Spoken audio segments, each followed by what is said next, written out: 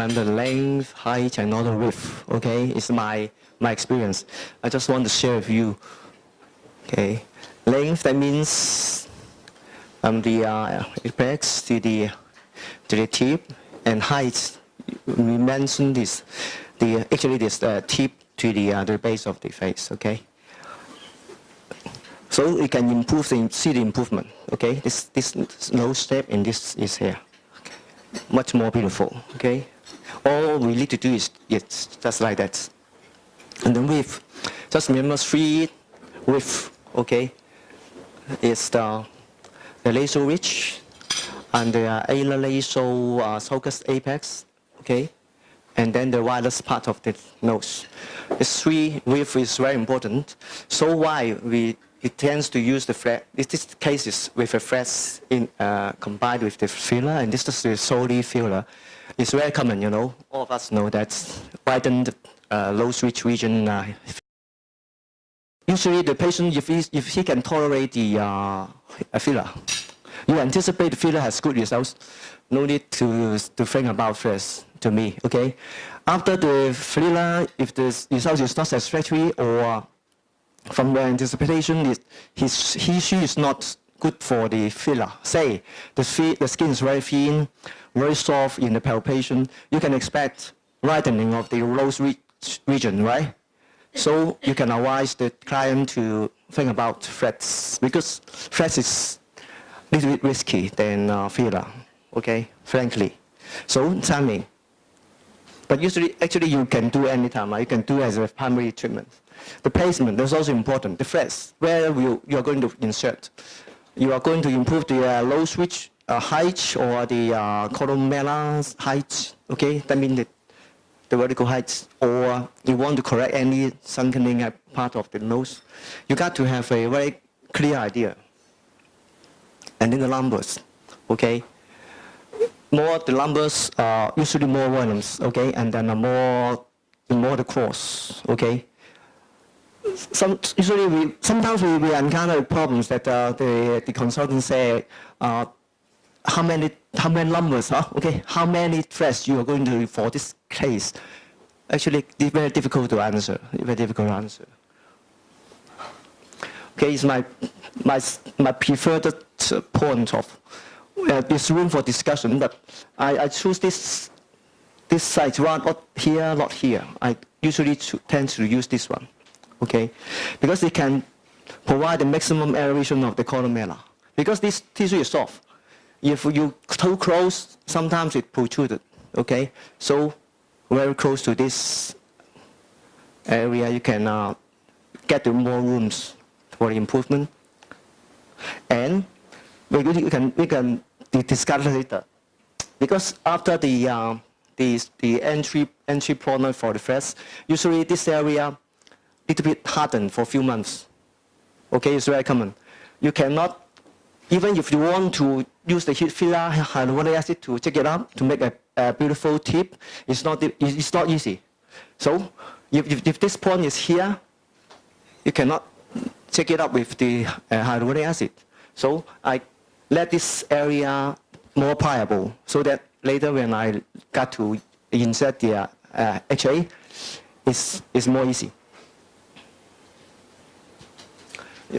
First step is to 6 mm now, you know, longitudinally, okay, to increase the height of the nose ridge first,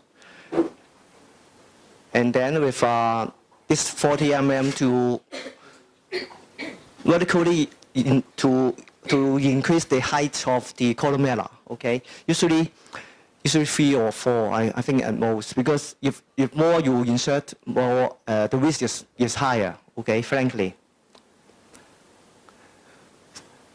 The 40 mm sometimes can use separately for these 2 areas. Say this case, this already have aeration. If you use the long 60, it's not very useful to just aerate these 2 parts. Okay, we want to have this 2 part area, not this area. Okay, so 40 mm usually nowadays I use more and more 40 mm because I can concentrate on the sunken area.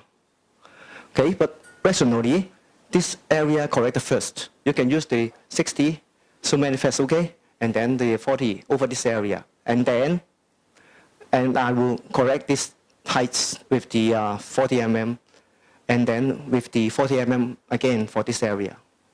Because after the column correction, try to avoid any squeezing for this area again, okay? It's very reasonable, right? So step by step, that means for 60 mm, 40 mm, and then 40 mm, okay? As the results pictures, like, okay? Widening, just filler, widen, okay? And filler PDO, you can see narrow to low reach, very more beautiful proportion, okay? The more striking pictures usually can be seen from this view.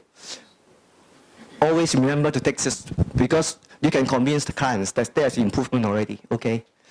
You cannot deny, because the shape of the nostril is obviously changed, okay? Beautiful, right?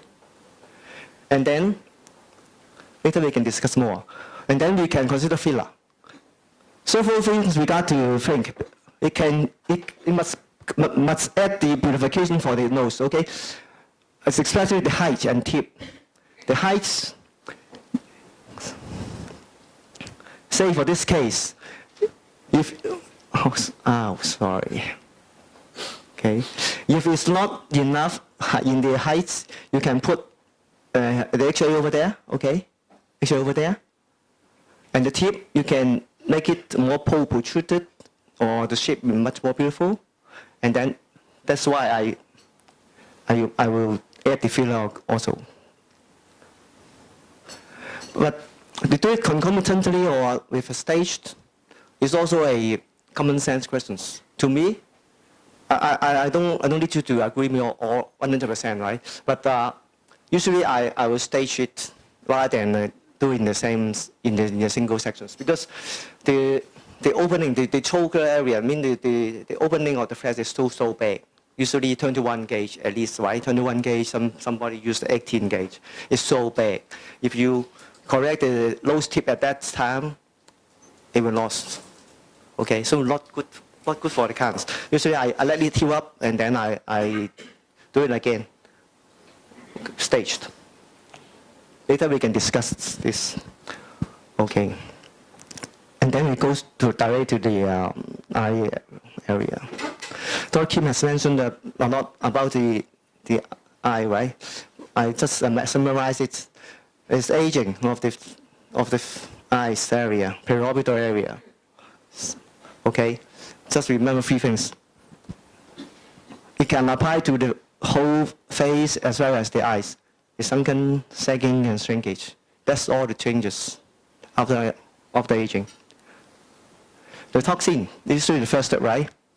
It affects the dynamics. Actually, simply affecting the dynamics. So nowadays we got to change our mind, okay? Toxin affects dynamics.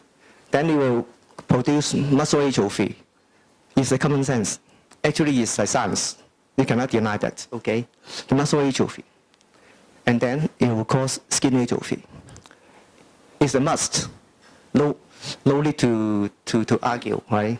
Common sense. So, toxin is rational treatment for the periorbital area, but it's not radical, because actually it worsens the condition. Over a few years, you can see the worsening by Botox only. So we got to change our mind. It's just a tool to buy time for other tools, okay? I just want to convince you, but maybe you have different opinion, right? But nowadays, toxin to me is just a buy time, okay?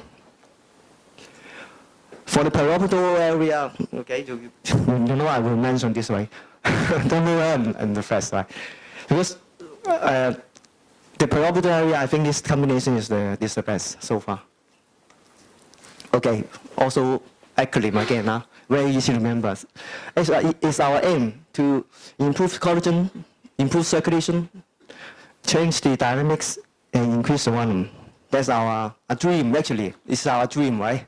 Our dream for the periorbital rejuvenation. Okay, it's a video taken 3 years ago in the seminars. No need to play it because we don't have time. Okay, it's a first injection for this kind. Okay, so very simple under eye area. Dermal is very good for under eye area. If you are not familiar, I told it again. The under eye is a semilunar area. You cannot correct the semilunar area sunkening with hyaluronic acid alone. Okay, it affects. But dermal, because texture, because it is a watery substance, it can improve, take it up the whole semilunar area, semilunar under eye area very beautifully. Okay, but you got to do more. Okay? The skill is very important for doing dermal, but it's the best tool. This is another case for the second injection. It's much more difficult. Actually, I want to mention this difficulty. So affect the timing. The first injection is very easy. The second injection is very difficult because the collagen actually is very unbuttoned. Okay, you got to break the old collagen and then inject. So we have a discussion on the timing of the tools of the periorbital area. Okay, dermal spring eye. Now they are used or not. Okay, usually just the affect dynamics also. Okay, maybe 10, 5, 5. Okay, maybe you can have a modification. Actually, I'm not following this strictly. I also have some modification, but it's room for discussion. Okay, dermal spring eye. And then the scaffold. Scaffold, to me, mainly for improve the volume. Okay, it's a very good tool to improve the volume. It's more stable because of multifilament. Okay, multifilament and the very thin produce a lot of contact surface area, so the collagen produce very fast. Okay, it's the results. Okay, this beauty of our industry, right? Okay. Okay. The most striking feature is the sunkening upper eyelid. Okay. Actually, this area, I have a lot of experience of different materials, but I prefer the dermal so far. Okay, it's very, very excellent for this area. Okay, improve the sunkening of the upper eyelid and then the texture. Okay. Okay, special consideration. The first thing is smile roll. Okay, about 10 years ago, nobody wants a smile roll. But the Korean doctors and then changed the culture that nowadays many clients like the smile roll or the tram rolls, right? So make our jobs much more difficult. Okay, I think remember 10 years ago, everybody requests us to inject the Botox to reduce the smile roll, right? Nowadays, the reverse. Interestingly. And then we got to the periorbital, I mentioned. Periorbital is aesthetic and dynamicity. Sometimes you can see the clients very beautiful on just like here, okay. But his smile is ugly, right? so it's also an important consideration on doing periorbital rejuvenation. Okay, you got to have two faces, aesthetic and also dynamic. Otherwise, it's not perfect, right? We are going to be an expert, right? Okay, so you got to remember this. And then also, it's concomitant or staged. I just mentioned two or three tools, right? Toxin and dermal and flash, right? The Botox is okay. Now, I make a little bit difference. Usually I inject the Botox first. Otherwise, after the dermal, maybe it's not easy for you to inject the Botox, inject the toxin evenly. So I inject the toxin first. I don't worry about the mass posture or the diffusion. I don't believe in that. I do the Botox and then I do the dermal, and then I will think very carefully before I do the dermal spring together or I wait. All depends on if the dermal if you think about you got to inject the dermal again. Then maybe you wait. Otherwise, after the dermal spring, the under eye area or the periorbital area is full of collagen. Okay? If you do again the dermal, it's very difficult. Okay? So maybe I have 2 or 3 sections of abdominal rail first, and then I do the abdominal spring, okay? Or the scaffold, okay? Or any first. It's my thinking. We want to do the things rationally. Huh? So, but be careful what you wish for. There's always a catch. It's very important message for us. Because we aim for something, but sometimes it's not the thing that you want. There's always a catch or a trap. It's hard to say. Very famous example I can give you. It's our famous celebrity of Hong Kong, very famous ophthalmologist, Dr. Patrick Ho, okay? He will face the sentence, right? He will face the sentence days, okay? It's very good. He's the defendant of the international corruption charges, right? But so it's very accurate, right? There's always a catch. International corruption acts, international corruption charges, just a catch, okay? Just think.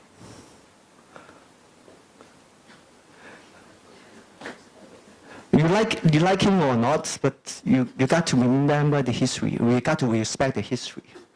Actually, the first academic eye team is headed by him in 1984. Okay, we got to respect the history, and we got to remember what his wife said recently. It translates in English to something like that. Life is hurrying past. It's like a passing wind. Many years passed very rapidly. Okay, that's all my presentation. Thank you.